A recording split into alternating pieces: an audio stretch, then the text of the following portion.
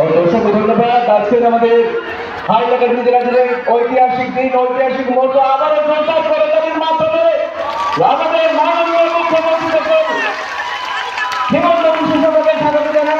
আমরা সবাই আপ্লুত স্যারের আগমনে।